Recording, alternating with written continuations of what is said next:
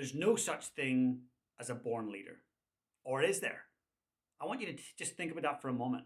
Have you ever heard someone say, oh, that's a naturally born leader right there? They're the natural leader. They were born that way. Well, look, I believe that every leader has to be born. We have to be here in the world to be a leader, right? So, yes, every leader is born. However, I do not believe people are born with leadership skills. They are developed, they are learned, and they are honed. Right? If you think of growth mind versus fixed mind, a fixed mind person will never be a great leader.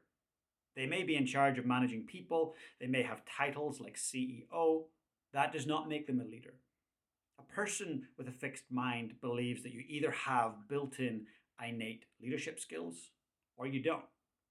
A person with a growth mind, they can be great leaders and they can get there very quickly and develop rapidly. Why? Because a growth minded person simply believes that any skill can be developed, any trait can be nurtured. And when you think about it, that is the basis of great leadership. For a moment, just I want you to think, who do you know is a great leader? Who do you know that does great things, leads people, is well respected, carries themselves with dignity, has lots of empathy? Who are they? Write their name down or just think of them for a moment. How do you think they got there? Was it one great leadership book that shifted them forever? Was it they went to a leadership event and they came away and they knew everything? Is that how you think they got there? Or do you think they got there through a lot of failure, a lot of introspection, journaling, learning? Do you think maybe they've read hundreds of books across different topics of human behavior, psychology, leadership, equipping people? Do you think maybe they've went to multiple events, maybe had mentors around them? I bet any great leader worth anything, if you start to peel under the layers, you'll see that there's commitment and incrementalism is part of their DNA. What do I mean by that? Look, if you want to be a better leader, if you want higher performance in any area of your life, then you must embrace incrementalism. And that's the act of knowing I'm headed towards something greater than where I'm at right now, but I can only get there through small incremental gains. That's right. Dave Brailsford, Sir Dave Brailsford, had this idea of marginal incremental gains. The 1% rule, some of us might call that. He worked with the British Olympic cycling team. They weren't going so good, and he started to implement this idea of, okay, what are the number of things that we need to do well to be excellent? So for you, no matter what industry you're in, what position you're in, whether you're in sales, marketing, doesn't matter. What are the different skill sets that you need to become great at? And mindsets, all right? What are they? Write them down. Next, I want you to challenge yourself to go, how can I become 1% better at those week in, week out, even day in, day out? What would 1% better require of me? Just to be that 1% better, to be more present, to be more patient, to be more purposeful. How can I lead on purpose and be 1% more committed to that every day? That law of incrementalism, knowing that incremental gains every single day will lead to something great. It's just a fact. It works. Yes, you're going to hit roadblocks. Yes, you're going to have obstacles. Yes, you're going to have days that don't go so great.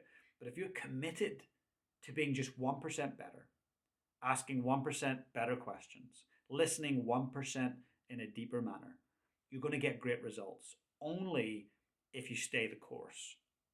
So many greats have got so close to being at the peak of their leadership, of their performance, only to give up. Why? Because they weren't committed to that 1%. They got overwhelmed. We've seen it with great athletes. We've seen it, with people in philanthropy. They get burned out. Do you want to be the person who burns out halfway to your goal? I know you don't. That's why you're listening to this. That's why you're invested in your own leadership.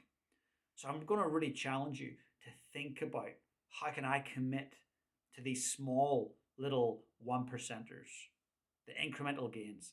I want you to write down those different skill sets and mindsets that you need to measure and manage. Because if you get that right, you're on an incredible trajectory. But it's all done in small little moments. Don't overwhelm yourself. And people often say, if you want to climb a mountain, how do you do it? One step at a time. There's no sprinting it, there's no leapfrogging. You do it one step at a time. So I'm going to really challenge you to think about that. Try to embrace that level of incrementalism to get to your outcome in a gradual and smooth fashion rather than a big sprint and then you're knackered, big sprint, then you're knackered.